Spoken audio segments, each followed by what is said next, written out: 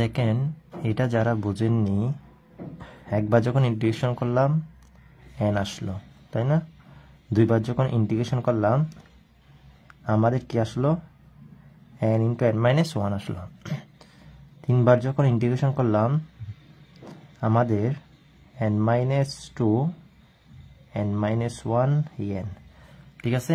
তো আপনি যখন 4 বার এভাবে করবেন n minus 4 n minus 3 n minus 2 n minus 1 n, তার মানে এটা 4 বার।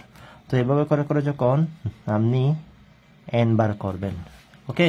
তো দেখেন তো একবার যখন ইন্টিগ্রেশন করলেন n আসলো, ঠিক আছে?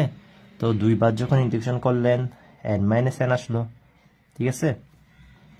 তো দুইবার যখন ইন্টিগ্রেশন করলেন n মাইনাস 1 আসলো না, তার মানে হচ্ছে n মাইনাস 1 আসলো। তার মানে দুইবার যখন ইন্টিগ্রেশন করলাম তখন আমরা কি হচ্ছে দেখেন তো, দুইবার যখন আপনি ইন্টিগ্রেশন করলেন, দুইবার ইন্টিগ্রেশন করলে n মাইনাস 1 আসে, তাই না? তো n মাইনাস 1টা আমাদের কিভাবে আসছে? n মাইনাস 1 দুইবার। তো আমি n মাইনাস 1টাকে কিভাবে লিখতে পারি?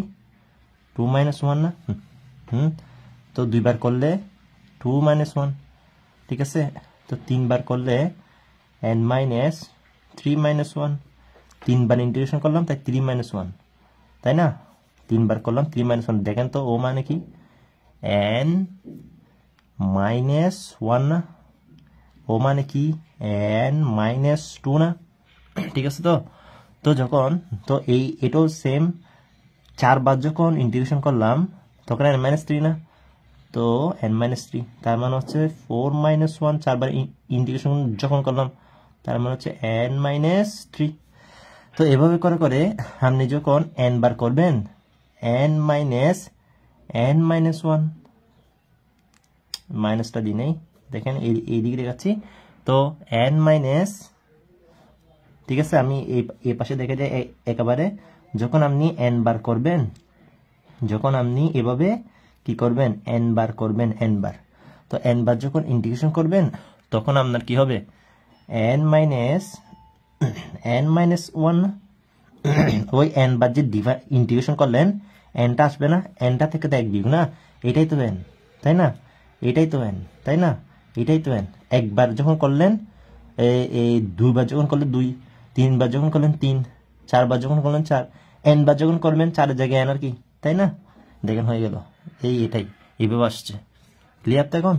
তো এদিকে যে লিখছিলাম, এদিকে যে আপনাদেরকে বলছিলাম কোনটা, এই যে আপনাদেরকে যে বলছিলাম এটা কিভাবে আসলো, আপনারা যারা বুঝেননি তাদেরকে বুঝিয়ে দিলাম। ক্লিয়ার তো? এটা কিভাবে আসলে এখন বুঝছেন? তেমনি ভাবে এটাও না।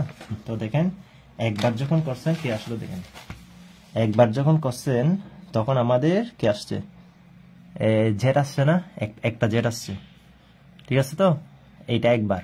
দুইবার যখন করছেন কি আসছে দেখেন? Z plus 1। তো সেম ভাবে আপনি যখন একবার যখন করছেন জেড আসছে, দুইবার যখন করছেন জেড ইন্টু জেড প্লাস 1 আসছে, ঠিক আছে?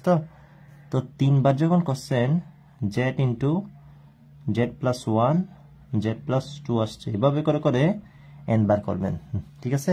তো একবার যখন আপনি করছেন তখন জেড আসছে, দুইবার যখন আপনি করছেন তখন আপনার থেকে জেড প্লাস 1, তার মানে হচ্ছে দুইবার যখন করছেন জেড প্লাস 1, তো জেড প্লাস দুইবার যখন করছেন তাহলে 2 বিয়োগ 1 না?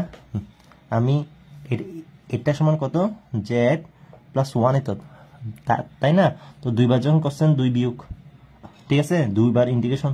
তিনবার যখন করছেন তাহলে জেড প্লাস 3, দুইবার যখন করছেন জেড প্লাস 2 আসছে না? দুইবার যখন করছেন জেড প্লাস 2 আসছে। তাহলে দুইবার যখন আমি না তিনবার, একবার দুইবার তিনবার, তিনবার যখন করছি জেড প্লাস 2 আসছে। তো তিনবার হলে 3 বিয়োগ 1, ঠিক আছে? দেখেন তো যতবার ইন্টিগ্রেশন করছেন তার থেকে 1 কম, ঠিক আছে? তো যতবার ইন্টিগ্রেশন করছেন তার থেকে 1 কম, সেটাই বুঝিয়েছি।